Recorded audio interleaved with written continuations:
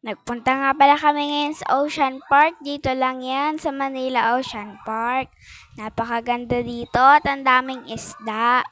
At ang una nga namin ditong pinuntahan ay parang mga gubat-gubat. At nakita ko tong sobrang laking pawikan. Sunod naman dito ay sa mga parang isdang sobrang liliit na bagong panganak lamang. At nakita ko nga dito sa sobrang gandang bahay. Sa sobrang dilim dito na lang ako napatingin sa isa. At ang sobrang ganda ng isa pang isda. Ayan nga mga idolo na yan ay ang mga bahay nila. Ewan ko kung mapapalik pa ba kami dito. Kasi hindi ko na nabidyoan yung sa penguin. Kaya eto na lang muna.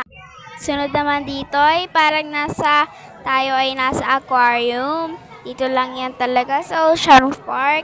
So dito ay para tayong nasa loob ng aquarium dahil napakaganda at buka talaga tayong nasa loob. Dahil pa square na maganda pa. Kaya dito nga ako nagpa-picture dahil sa sobrang ganda. At may nakita pa kami ditong mas malaking pawikan. At itinintay ko nga muna itong mga cellphone ko. Titignan ko kung may lalapit na isda. At ayun nga, may nakita akong malaking pating. Baka bungkuin niya ang salamin at mabasag. Charot, ano pala yung salamin. At dito naman yan ulit sa aquarium. Napakadami talaga ditong pating. Naglalangoy sila at nagtipon-tipon. At dito naman ang mga isda.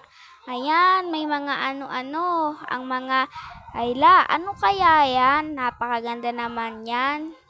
Ayan nga pala ay tawag dyan ay mga parang tuko-tuko. At may makikita din kayo ditong ahas. Ayan, susunod na tayo pupunta dito. Ano kaya ang laman neto? Hala, napakaganda talaga. May maliit dito na mga tuko. At dito naman susunod ay ang mga... Ano kaya susunod? Dito naman ay may mga maliliit na oxalot. Hindi ko na nabidyoan dahil sa sobrang daming tao. Dito naman ay ang mga tuko-tuko din. Pero magkakaiba silang lahi. Pero ito talaga yung aking napili. Ang pagong na sobrang napakaganda. Ang dami ko nga ditong picture sa pagong na to. So, ito naman yung pagong nagtatago dahil takot daw sila. Dahil susunod naman, ano naman kaya ang susunod natin? Ang susunod naman natin ay ang mga tuko ulit na maliliit. Ayan, nanganganak nga siya daw dyan. At dito naman ay ang maganda. At susunod naman dito ay parang mga ahas. Mga ahas na may kamandag. Ayan, ganyan yung makikita natin.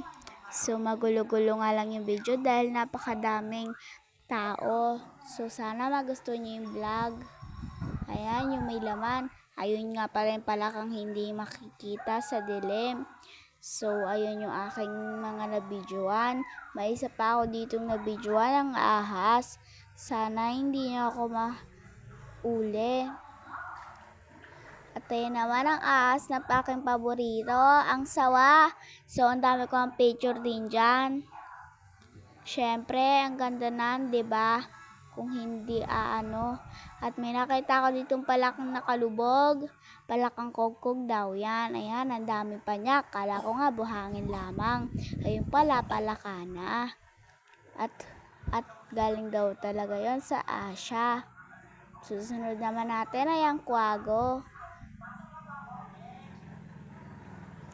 Ayan o, kaganda-ganda talaga dito. Hindi ko maiisip kung pupunta ba kami ulit dito. Dahil napakaganda dito. At dito naman tayo sa susunod na aking nakita. Tawan-tawa nga kami dito ng mga pinsan ko dahil bakit daw ang laki at tinitiktok ko pa daw po talaga siya. Ten. Ayan, pa-video-video pa siya oh. At ayan naman ang aking huli.